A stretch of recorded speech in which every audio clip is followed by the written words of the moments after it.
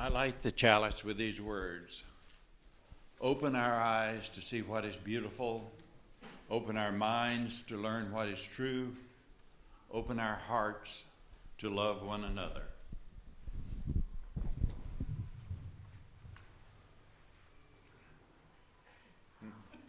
No, and this has gone down. There's always more light.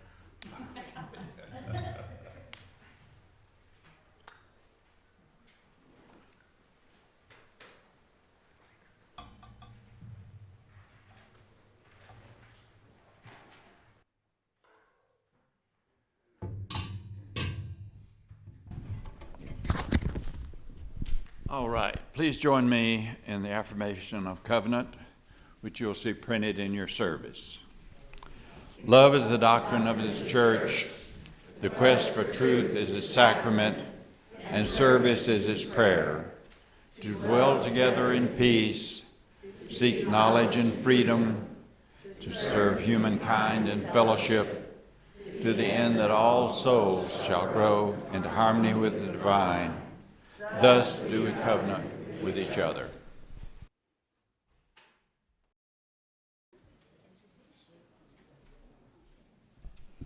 I'm honored to introduce today's speaker, Sky Brower. Sky and his wife, Lisa, have been attending UUCLR since the day last summer we all adopted the 8th principle. They knew they were in the right place, as we all agreed to do our best to dismantle systemic racism.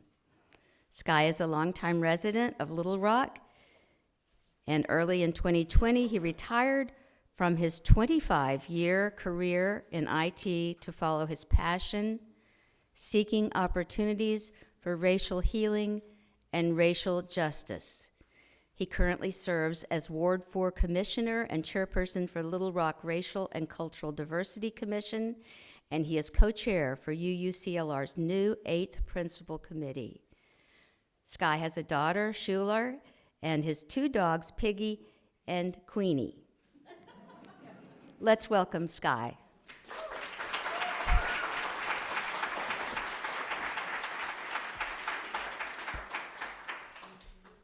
How's everyone doing this morning?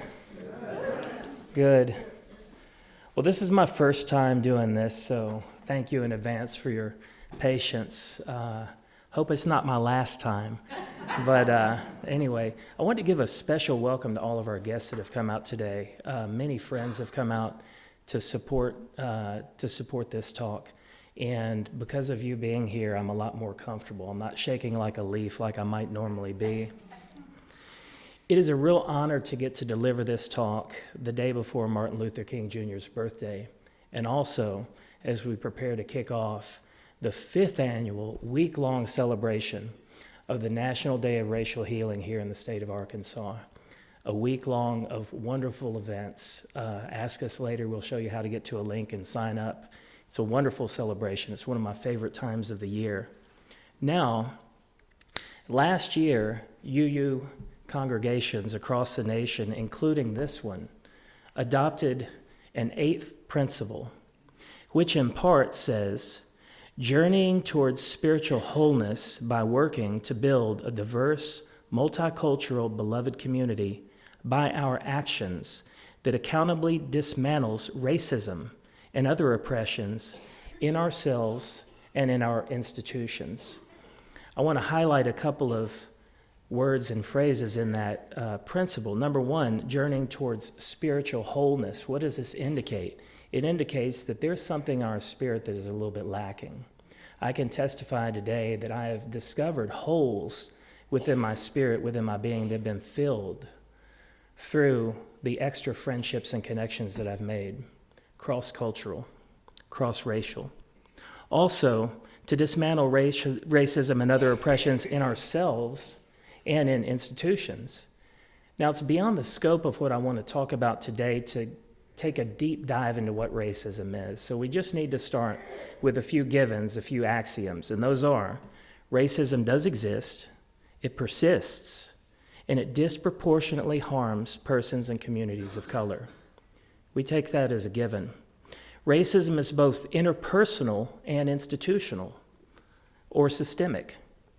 It's pervasive in our hearts, it's pervasive in our politics, it's pervasive in business, and it's especially pervasive in our social structures. Racism is both explicit, intentional, and implicit, unconscious, unintentional.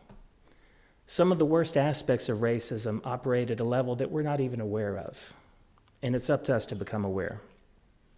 Now, at times during my talk, I'm going to use the word we. Sometimes I'm talking to everyone. Sometimes I may primarily be addressing white members of the congregation or whites in general. I don't want to get into flagging which times I'm talking to who. Let's just put it this way. If I say something that resonates, that hits home, that we can learn from, opt into that group. If we look at our world today, we really are in trouble. I believe that we've gotten to a place where humanity has forgotten how to solve its own problems. It seems today that all we do is fight. Sometimes I get a picture of two people or more choking each other, punching each other, kicking each other as they plummet down towards the scalding lava in the middle of a volcano, unaware that they're about to become extinct. And that's where I feel that society sort of is these days. I think sometimes that's the crash course that humanity's on. So it is incumbent upon us to rise above, to change as we need, to come together, to work together on solutions. In order to do that, we're going to have a lot of change, internal and external. Segregation, persistent segregation in our society has caused a lot of costs. From a 2009 publication by the Urban Institute called Promoting Neighborhood Diversity, Benefits, Barriers, and Strategies, segregation is said to weaken minority communities and neighborhoods. Segregation concentrates poverty and distress, and it is costly to individuals and societies. Segregation enables false racial stereotypes to perpetuate. It enables prejudice in our thinking. It enables discrimination in our actions. Segregation robs us, all of us, of a much richer, more fulfilling, more whole experience of life and humanity. Now,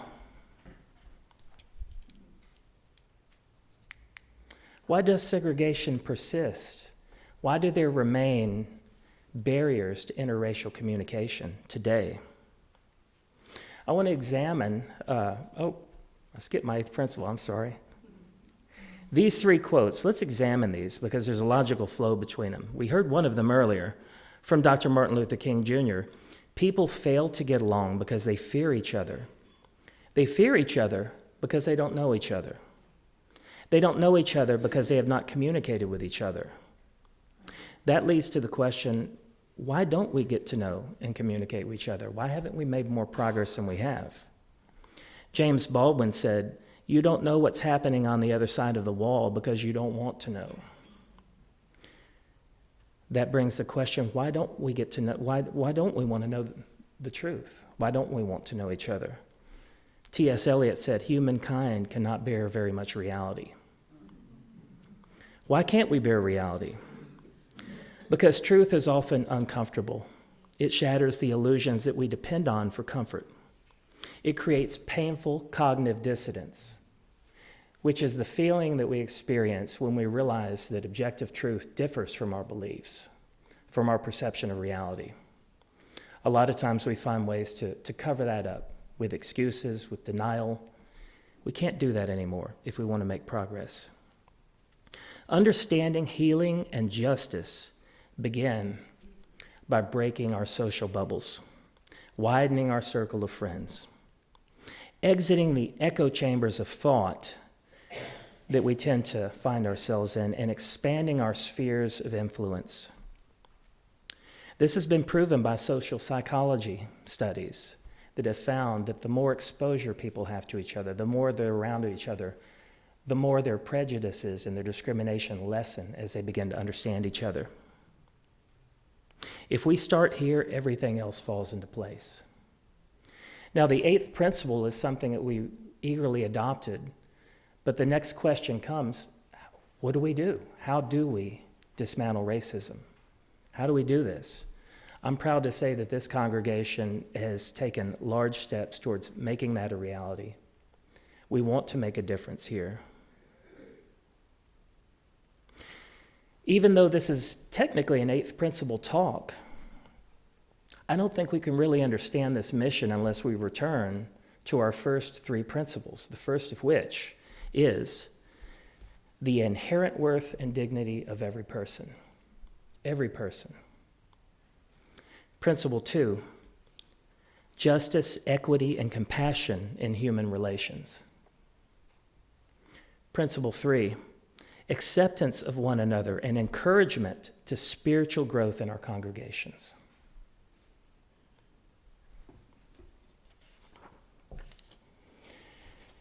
In order to get started on this, I don't advocate that anyone just jump out there. We have to do a lot of self-preparation.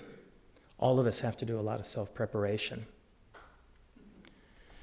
So I've got a few things. This is sort of a guideline. These are things that have worked for me. I wanted to share them. Number 1, and critically important, is we have to learn how to be authentic people again. Make no mistake, and again, we're shattering illusions today. In America, hypocrisy has become the norm. Hypocrisy and inauthenticity is rewarded. Authenticity, sincerity, is often punished. Hypocrisy is the new status quo, even in religious circles. It's like they never understood or never read what Jesus said about hypocrisy, and he could not have been more clear. We need to get back to understanding that it's what we do, not what we say, that defines us. Talk is cheap. We need to learn to check our personal ambitions. The world teaches us to be ambitious, to seek, to be self-serving. We need to learn how to serve others and set our own ambitions aside. We need to learn how to align our actions with our beliefs, just like you go to have your spine aligned at a chiropractor. We can't function correctly. We can't function in a healthy way unless our beliefs and actions are aligned. In social psychology, they use the terms behaviors and attitudes. Alignment requires deep introspection and reflection with honesty. We have to have the ability to take a deep look at ourselves, reduce our defensiveness. Think about it, reflect on it with absolute honesty. Number 2, we need to learn to temper our individualism. Individualism in this country has been held up as a virtue. And it is one of the great things about living in America, but it has a hidden cost if it's taken too far. Number 1, it increases needless amounts of competitiveness. Competitiveness to a degree is good in business. That's how our economy works. In social circles, social competition, it can be deadly. Competing with one another, always trying to one-up each other, trying to grab the spotlight from each other. Now, I've got a scale that I like to use. We need to position ourselves right to have a good relationship with the world and the others around us. Imagine a scale with 3 stick figures in it. On this side, you've got a stick figure surrounded by arrows directed completely inward, pointing towards that stick figure. On this side, you've got one surrounded by arrows facing externally. These represent the 2 extremes of self-focus. This person over here is entirely self-centered. These, by the way, are the people that cause all the problems in the world. I could give examples, but just read the headlines these days. Right? Over here are people that are entirely externally focused. That's not necessarily a good place to be either. It's better. But in that space, we can exhaust each other, or we can exhaust ourselves. We can experience compassion fatigue. In the middle is a win-win position where we're equally focused on ourselves and what we do for others. But I would like to suggest that the sweet spot is slightly more over here, a little bit more focused on other people than we are ourselves. The book of Acts in chapter 20, verse 35 says it's more blessed to give than to receive. That is true. Psychologists have also determined that happiness comes from helping other people become happy. That is the sweet spot. If we focus in that area, we will be happy. We will be more whole people. Next, be inclusive, not divisive. We need to do away, and this is tough to do. If you look at social media these days, do away with us versus them thinking entirely. We have to quit casting ourselves as the heroes in a world full of villains. We need to do away with divisive labeling on both sides of the ideological perspective.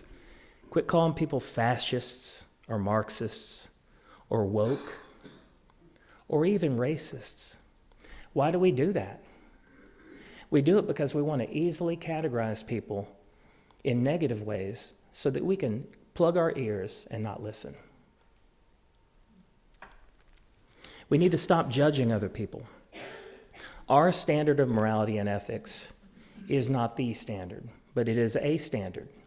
It may be a very good standard, but we tend to view ourselves as the standard and view everyone else as some degree of diversion or deviance from that standard. It's not necessarily the case. Sometimes there are multiple roads that lead to the right place. We have to be open to that. Invite people into your sphere and show interest in other people's spheres. Show interest in people, whether they're different in race, whether they're different in religion, political ideology, age, different hobbies, stuff we don't understand. What older generation doesn't think their kids are nuts, Show some interest in other people. Care more, and this is really crucial, care more about being effective than being right. We don't have to win every argument. Be purpose-driven. Decide what you want to do and focus on accomplishing that. Not everything is a battle. We don't have to win every we don't always have to have the last word. We don't have to win every argument. Embrace Little Rock as a whole interdependent city, not a collection of neighborhoods centering on our own.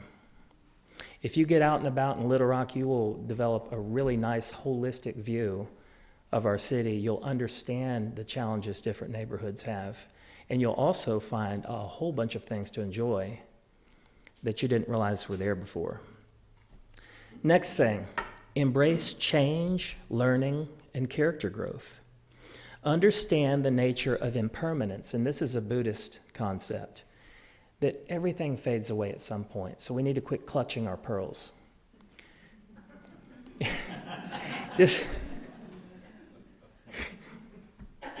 We basically need to. Since I've become less attached to my things, to my status, I've become I have a lot less stress in my life.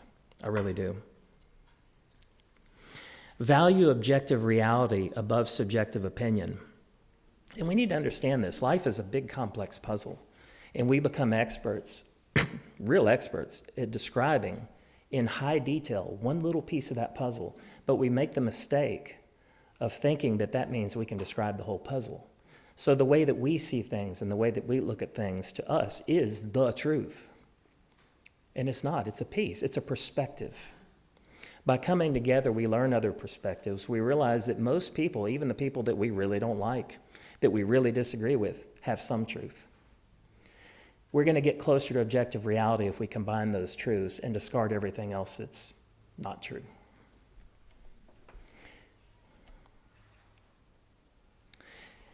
In Buddhism, the first of the Eightfold Path is right view or right understanding, and that's what this is. We need to go towards objective reality.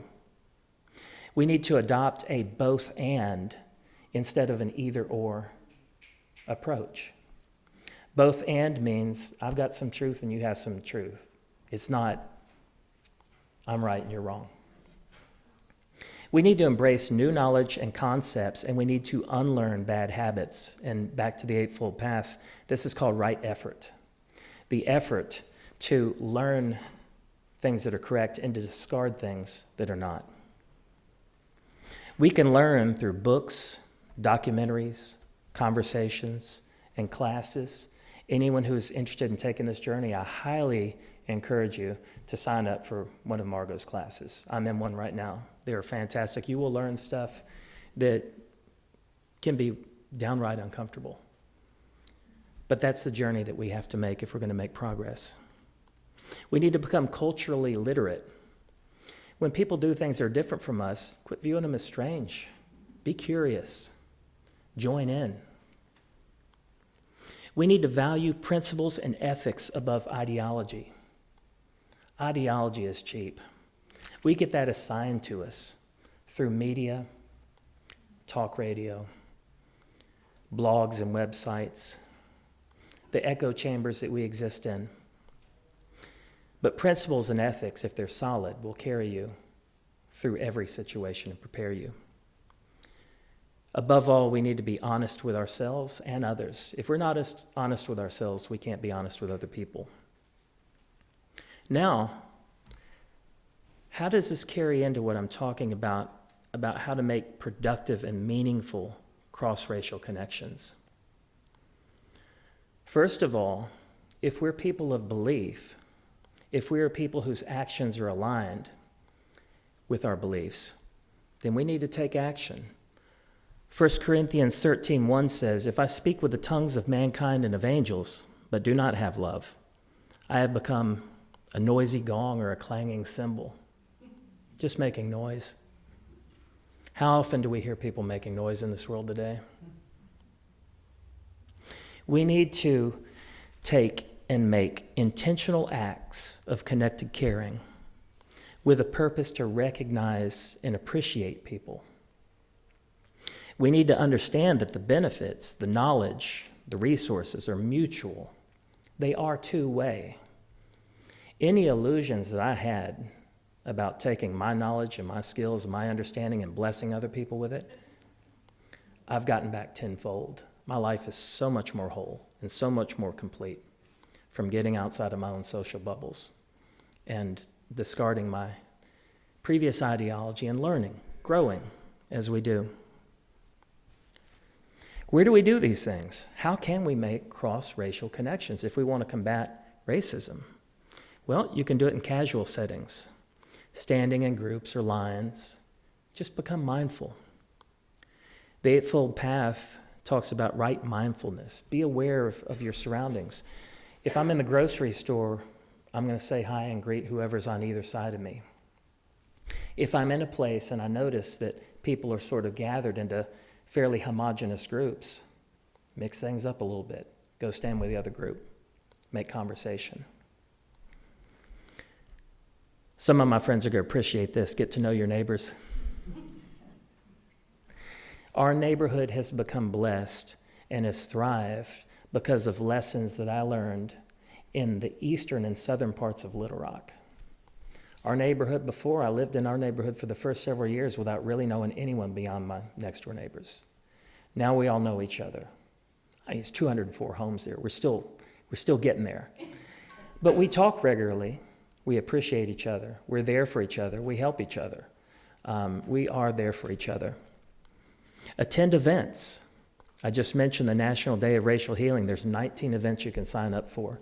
Many of them are virtual, some are hybrid, some are in person. Juneteenth, that was one of my first events. I stepped out of my comfort zone, went to my very first Juneteenth event, and was immediately treated warmly in a way that I didn't expect. No one was looking at me like, what's that guy doing here? You know, what I learned was that we all need to work together because not only are we suffering, but you're suffering too. It's a real blessing. One of our members the other day suggested the Arkansas Black Hall of Fame is a wonderful event to attend. If you go down to the Mosaic Templars Cultural Center, You'll find a whole room with a display of Black Hall of Fame recipients. And if you go to that event, you will be welcome. You will be welcome. HOA meetings for other neighborhoods. I've got friends here from other HOAs. Got someone here today from the University District. Got people here from Pleasant Forest. Well, that would be me and some of my other neighbors. I attend Pankey Community is here. Pankey Community is here. We do a lot of work together. I also attend HOA meetings in East End. What we find is that we all have the same wants and desires. We don't always have the same outcomes. We need to come together. Now, how do we do this? How do we approach people if we're a little shy? We've got to shed some bad habits when we do this. I'm going to call this one, leave the resume at home. Our culture teaches us to always be building our brand. We introduce ourselves, we tell people all about ourselves, where we work, our history, all the things that we're affiliated with. The problem is that in social circles, there's something that social psychologists refer to as social comparison. Even if it's not overt, even if it's subtle, people are always comparing themselves to someone else. People are always measuring. Now, I said I wasn't going to give a lot of examples, but I want to share one. The more that I started getting outside my bubble and making good cross-racial connections, I found myself at ease and comfortable much quicker than I expected that I was going to be. And I had to think about that. I sat there, why am I so comfortable? And I realized, you know what? I don't feel measured. No one asks me what I do for a living. They just accept me as a person. And we think about that. It's just part of our small talk. Just, oh, hey, I'm such and so. What's your name? What do you do for a living? You know, we don't mean anything by it. But it can create feelings of social comparison, you know. Somewhere deep inside, we're measuring ourselves. We're either measuring ourselves against other people, see how we stack up, or we're measuring them against us. Again, often non-intentional. So leave the resume at home. Okay. I forgot to put the stopwatch up here. White people church, the Spirit's on the clock, y'all.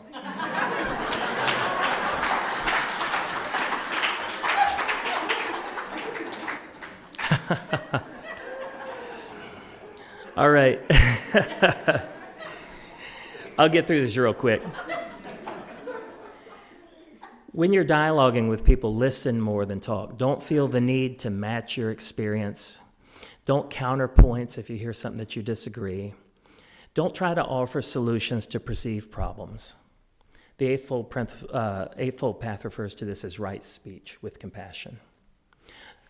Now, here's some sort of don'ts, things you don't want to do. Please don't try and appoint persons of color as racial experts. No one wants the burden of helping us feel comfortable or teaching us about racism. Don't seek to lead, be an ally. Eightfold Path refers this to as right action.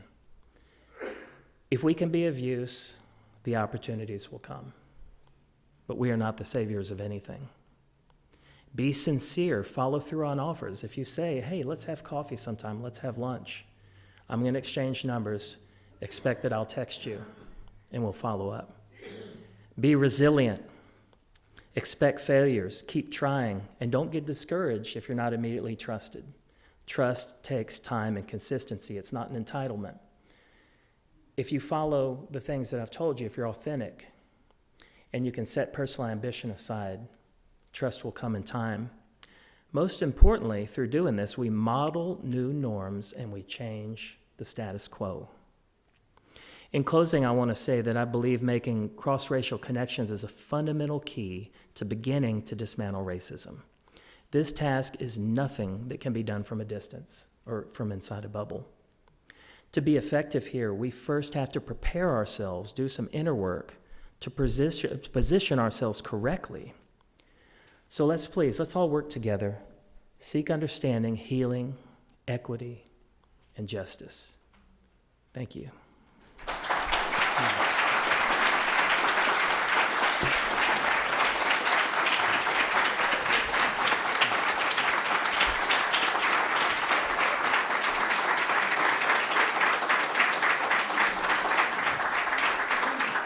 Just remain standing, and we can say our words of closure. Go out into the world in peace. Have courage. Hold on to what is good. Return to no person evil for evil. Strengthen the faint-hearted. Support the weak. Help the suffering. Honor all beings.